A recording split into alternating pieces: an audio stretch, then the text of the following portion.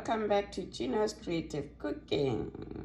Happy New Year, happy 2023. Guess what? I could not stop eating it the other day. It was so good.